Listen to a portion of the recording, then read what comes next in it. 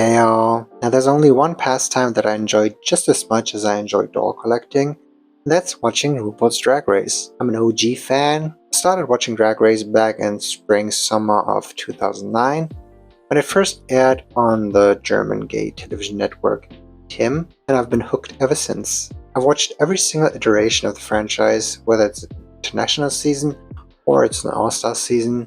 I love listening to podcasts, I love watching recaps, I love to dive into some gossip drama and tea about the contestants that take part in Drag Race. So I was super hyped to see that the most recent episode of Drag Race actually had a challenge that was about constructing and creating your very own doll in the image of yourselves. The contestants not only had to create a doll from scratch with a look, they also had to replicate that same look for themselves as a garment to wear on the main stage. I really admire the artistry that goes into drag, and I think there's a lot of overlap when it comes to doll collecting as a hobby, because it's a very creative hobby. You customize your dolls, you restyle your dolls, so it makes sense for a lot of Drag Race alumni to have come out as doll collectors themselves.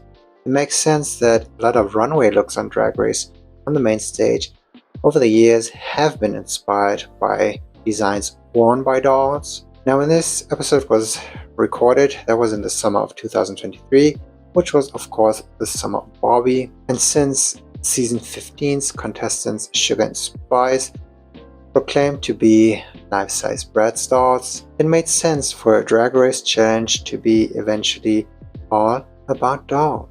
Now, Rupaul herself has had multiple dolls of her likeness made by Integrity Toys, just like Trixie Mattel has. There are also little people figurines of Rupaul, and there are rumors about a Monster High doll coming out later this year that is going to be based on a character played by Rupaul in the animated series. I love how this episode was chock full of little nuggets sprinkled throughout for all of the doll collectors to pick up upon. During the introductory segment, Rupaul name drops Rainbow Bride, Bratz, as well as Barbie's Malibu Dream House. And I also loved how when the judges were introduced, Michelle Visage really went for some deep cuts here, name dropping Chrissy as well as the Tuesday Taylor dolls. Now, I had a lot of high hopes for contestant Nymphia Wind to really hit the ball out of the park here. She herself is a Bratz doll collector, and she has shown her beautiful Bratz collection multiple times on Instagram Lives. What I also thought was very heartwarming was the workroom talk about the experiences that the contestants had growing up, wanting to get dolls for themselves as boys, but not really fully allowing themselves to enjoy it because they were ashamed to do so,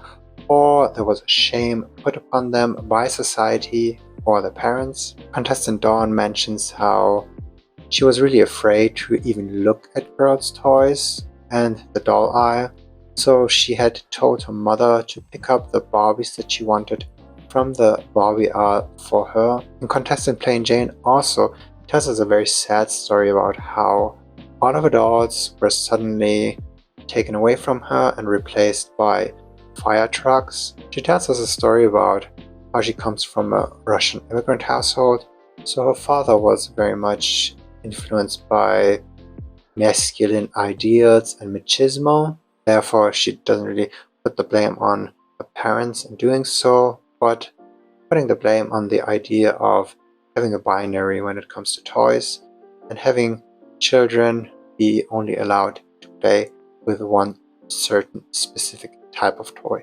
So, of course, the most exciting part about this episode for me were the dolls.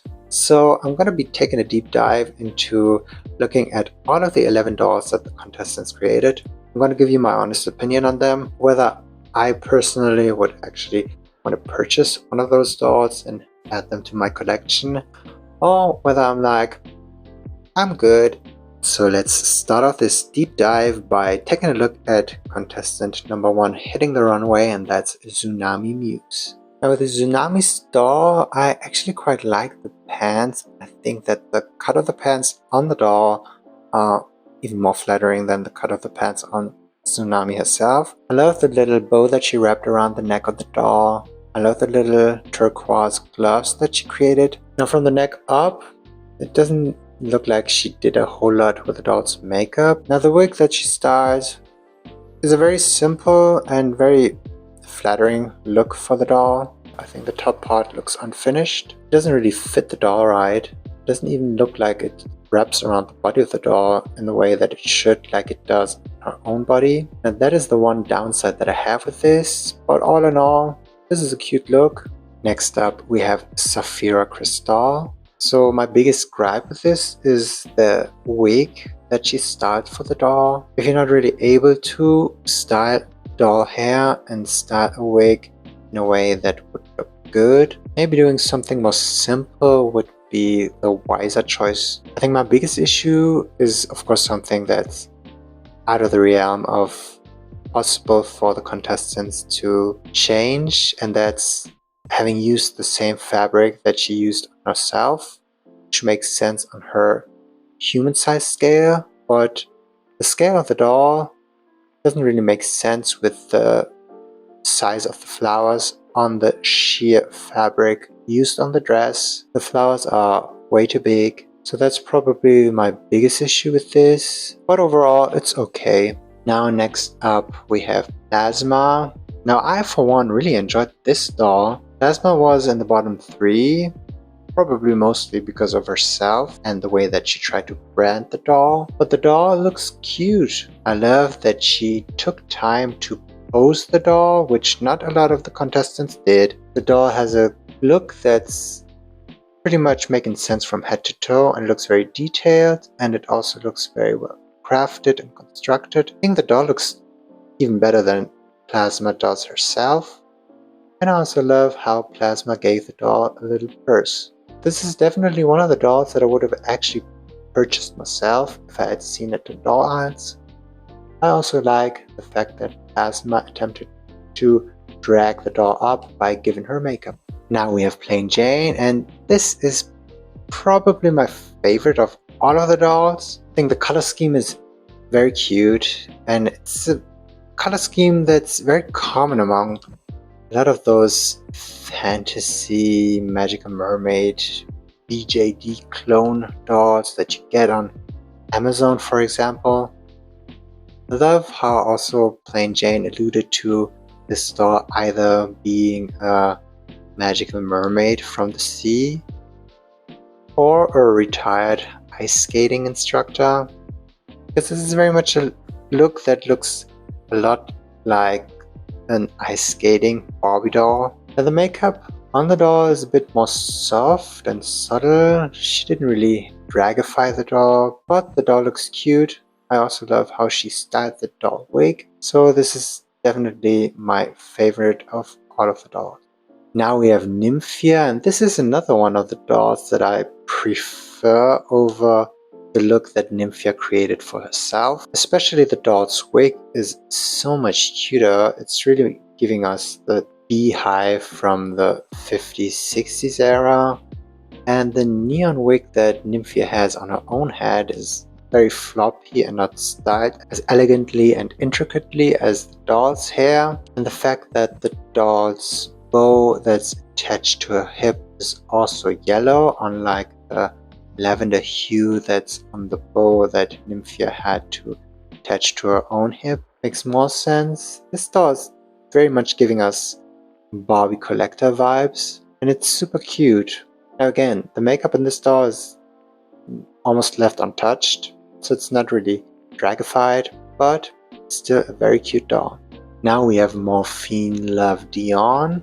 And I love this doll. I love how this is the Miami doll. So it's sort of Barbie-ish, as Barbie comes from Malibu, but this Miami doll is a bit more draggy, it's a bit more risky. I love the makeup that she drew on the doll. I think the fabric that's wrapped around the doll is also very cute looking. I love the color scheme of this tropical print. And I also love how this doll has just long blonde hair, because that's what we love about dolls, having hairplay dolls with long blonde hair. Now we have Maya Iman LePage, and I'm not biggest fan of this doll's design, but I also have to cut her some slack, and I also have to say that the judging was very harsh and unnecessarily unfair, because they were talking about how she had to give the doll padding to be more voluptuous and curvy like Maya is herself. Then again, all of these dolls were the same type of clone BJDs that you find on AliExpress, and all of them have the same body type, so the skinny contestants would then be at an advantage for not having to adjust the body type of the doll like a contestant like Maya would have to do. All in all, not really that big of a fan. Also don't think that the color of the shoes match the rest of the look, so yeah, this is a miss for me. And now we have Megami. I actually really like what Megami herself is wearing, and I also like the fact that Megami tried to give the doll more accessories. I think a lot of the dolls lack accessories, which I don't understand, because at the end of the day, dolls always come with accessories included. But yeah, the design that Megami herself wears is much more finessed. For example, if you take a look at the fact that she wears belts that the doll is missing. And Megami's mug is also very pretty and beautiful and very soft, and the face that she painted on the doll is a bit more harsh, which makes sense with the backstory that she told about her being a badass from New York City. But yeah, there's something that gets lost in translation from Megami's look herself onto the doll, so I'm not that big of a fan of this. Now Geneva car. This is definitely a car crash. The one thing that I commend her for is giving the doll drag makeup, which not all contestants did. I think she even gave the doll manicure, but yeah, the rest is not very well done. The sequins are the same size of sequins that she's wearing, instead of giving the doll a scale of sequins that would make sense with her size. I love a good scrunchy moment, but the thing that she wrapped around the doll's neck, this doesn't really look all that good. So yeah, this one's a huge missed opportunity. Now, this is Dawn's spacey doll. I really think that this doll gives me like holiday Barbie from the neck down. The fabric type that was used and the way that the garment was shaped onto the doll, with the gloves, with the color blocking. The doll is very holiday Barbie. I know it's supposed to be very Space Odyssey, but I think the spacey part is what's going on from the neck up. I do like the fact that Dawn gave the doll a very elaborate drag makeup. Now the cape, I think that's a clever idea and makes sense with the look, but I'm a sucker for hair on dolls, so bald dolls, not my vibe. And it's of course very clever to do that, because then you do not have to style your own wig and you do not have to style a doll wig. So very smart move, but makes for a doll that I personally would not put in my collection. And last but not least, we have Q. And whereas the previous doll was very much giving me holiday Barbie, this one gives me very much a Bob Mackie Barbie. I think this is a very successful look from head to toe. The silhouette is great, color scheme is great. I love all of the different textiles used, and I love how the doll looks almost exactly the same as Q herself. Love the makeup on the doll, love the headpiece that was constructed.